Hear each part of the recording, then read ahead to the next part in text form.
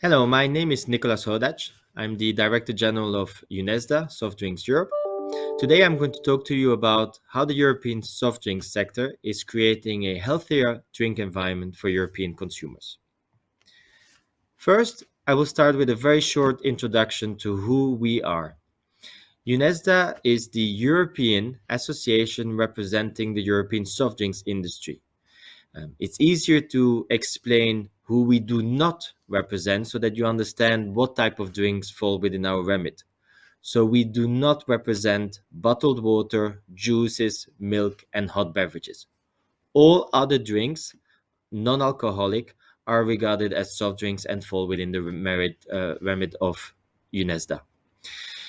We have around Europe a number of producers, actually, with more than 400 production plants and employing more than 1.7 million people. UNESDA itself has two types of memberships. We have national associations from all over Europe. Almost all countries in Europe are represented within UNESDA. And we also represent directly 10 companies, household names that you all know very well, going from Coca-Cola to Pepsi, Red Bull, Danone and Nestle, Refresco, Suntory, and Capri-Sun. So now that I've given you this brief introduction to UNESDA, I would like to focus on the efforts that we have been making to create a healthier drink environment for consumers. Last year, we published and announced a new set of commitments focused on health and nutrition. They are built around four pillars: sugar reduction, marketing, schools, and labeling. And today I will go through each pillar and inform you about the efforts that we are making and the achievements that we have already made over the last years. First, let's talk about sugar. We have made a commitment last year that by 2025 we will reduce the average added sugar in our drinks by an additional 10%. This comes on top of a previous commitment we had made between 2015 and 2020 to also reduce by 10%. And we're very happy to announce that statistics, the data have shown that we are not only meeting that commitment, but we are also surpassing the commitment. And recently we have announced a 17.7 reduction since 2015. So you see, we have gone much further than the 10%, and over the last years have even accelerated that trend. In addition to the European commitment, we are also very proud of the national commitments that our members are taking. And here I've highlighted a number of those where you will see that some have either mimicked the European UNESDA commitment at national level, or they have made their own commitments, which in some cases actually go further than the UNESDA commitment. And why we are extremely happy with these national commitments is because it brings into the picture not just these big brands that I mentioned at the beginning, but it also brings in the picture the smaller beverage producers at national level. So here we see Austria, for instance, announcing a further 15% reduction by 2025, Italy a 10% reduction by 2022, actually, and they have already achieved a 27% reduction over the last 10 years. Spain has recently announced that they will also be doing a 10% reduction by 2025, but actually they will also be making sure that 50% of their drinks are no or low calorie drinks. So we're very happy about these national achievements. Now, I think it's extremely important that when we talk about consumption of soft drinks and the consumption of sugar, we put this into the perspective of the challenges we have around obesity.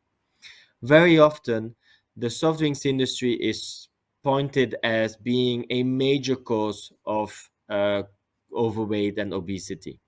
Now, we do not dispute that the consumption of soft drinks can indeed when not consumed moderately, also, contribute to this. However, it is important to put things into perspective. And we have collected some data points from the WHO and other sources, which illustrate that while, unfortunately, the trend on overweight and obesity is going up in almost all age categories around Europe, the frequency of consumption of soft drinks has reduced significantly, and that actually there is no direct correlation between soft drinks consumption and overweight. And so I would really invite stakeholders, policymakers, everyone to look at that data, which you can also find on the UNESDA website, which really puts things into perspective. In addition, for instance, again, as I said, consumption of soft drinks on a daily basis has consistently been reduced over the last 10, 15 years. And this is very much thanks to the commitments, the actions that we have taken as an industry. So when you think about overweight and obesity and sugar, please do not just think about soft drinks, but there are also many other types of food products that do contribute, and they should equally be targeted to make efforts. Now, some people ask us, how are we achieving this commitment, these reductions? Well, here, a number of elements. First of all, innovation. We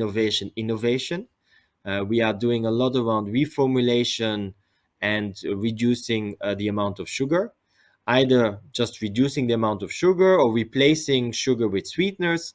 And extremely important for us and for you as a consumer is that it remains an enjoyable experience, so it's maintaining the taste. Secondly, we have been reducing the sizes of the packs of our drinks to enable moderate consumption, and many of you will have seen the 100 or 150 milliliter cans or bottles, which are proving to be extremely successful. And then also we have really invested much more resource into the actual promotion of no and low calorie drinks, whether it comes to advertisement, etc.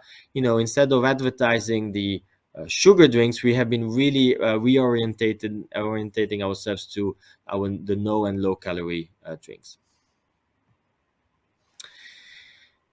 Moving on to the second pillar, advertising. Advertising, obviously extremely important, because advertising is something that you as a consumer see on a daily basis, and our brands are extremely active in advertising. It is a commitment that we take extremely seriously, is not to advertise to children. Well, recently we have announced that we are further strengthening this commitment by not advertising to children under 13 years old. Before that, it was 12 years old. Now it's under 13 years old.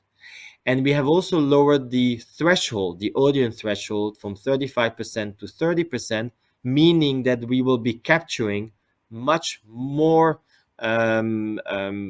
media where we will not be advertising.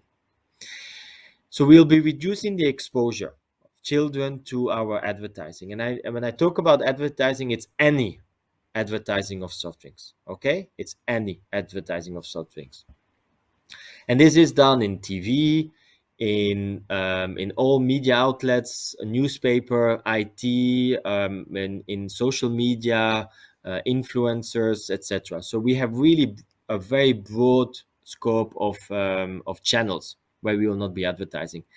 And also here, achievements have been extremely positive. I would like to refer to the latest monitoring report of something called the EU Pledge. The EU Pledge is a platform where companies come together to make these commitments also.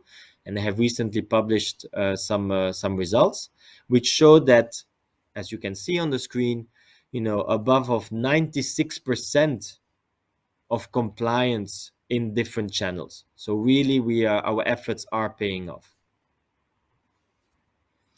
Thirdly, something which for me as a parent is extremely close to my heart, and I'm sure also for many of you, is commitments when it comes to schools. Our children spend most of their time in schools. And so it's extremely important that our children are exposed to the right type of food and drinks, and that they have exposure to healthy diets. We as an industry, several years ago, have made a very clear commitment not to sell soft drinks in primary schools, any soft drinks around Europe. And secondly, when it comes to secondary schools, we only sell no and low calorie drinks. And when we sell those, we sell them in unbranded vending machines. We are very proud of this commitment. And over the last years, we have been obviously monitoring compliance. The recent compliance was in Germany, Slovakia, and Spain back in 2020, which demonstrated extremely high levels of compliance in primary schools. Very happy of that. And very good levels of compliance in secondary schools, up to 99% compliance, but also that indeed in some countries, in some schools, there were some problems that had to be addressed. What we actually found out that the problem was not necessarily caused by us, but more by the schools themselves, by the contracts that they were making with food suppliers, and that like that our drinks were entering the schools. So we have now decided, obviously, to intensify our effort to make sure that schools also in the indirect purchase of soft drinks comply with the UNESDA commitments. A second round of monitoring of countries will happen in 2023, and we're looking forward to sharing those results, and it will be in 4 other countries. Consumer information. Obviously, all of us go to supermarkets and are exposed to consumer information, and it is true. Labeling is an extremely powerful tool in consumer purchase. And therefore, we as an industry, since many years, have made sure that you, the consumer, receive detailed information on the composition of your drinks. And so you will all be familiar with the reference daily intake numbers that you will see on the backside of your drink. And we have now decided that we need to do a step further, which is front of pack labeling. As UNESDA, we haven't yet made a decision on which type of label. Around Europe, there's a very heated debate between the French Nutri-Score, the Italian Nutri-Inform, the British traffic lights, the Scandinavian keyhole. So there are lots of systems around Europe, all with their pros and their cons. And as UNESDA, at this stage, we haven't taken a decision, but we are firmly of the view that a front of pack label is necessary and will be extremely helpful to drive consumer behavior. So we are engaging with the European Commission, who will be publishing a European scheme at the end of 2022, possibly. And for us, it's extremely important that it is based on science and that it doesn't discriminate. Okay, so that is extremely important, that it is really done in a very objective way. Now, having spoken about the pillars of our commitment, the reality is that while many of these things we can do by ourselves and they are within our responsibility, we are also dependent on a policy environment around us. So here I've just listed some of 3 policies that have a direct impact on our industry and on consumer purchase. One is the importance of low-calorie sweeteners. As part of reformulation, we use low-calorie sweeteners, and it's extremely important that we continue promoting in a positive way the value of low-calorie sweeteners, because today they are indeed deemed as safe by the European Food Safety Authority and other safety authorities around the world. Secondly, labeling, as I said, can be extremely important, and we need, but we believe it should be done under EU governance, and that we need to really avoid fragmentation. And in addition to that, it is aligned to to existing EU legislation. For instance, on some of your drinks and others, you will see claims around lower sugar or no sugar. Well, it's extremely important that a label is aligned to those claims. And then finally, taxation, which is linked to the first part I spoke about today on sugar reduction, is that we obviously, as you would expect, are of the opinion that a voluntary approach is more efficient than an approach to taxation. And the statistics that we have highlighted show that. But if taxation is introduced, we should not be the only ones targeted, because sugar comes from many sources, and just targeting soft drinks will not have an impact, a health impact on obesity, on overweight. The statistics have shown this.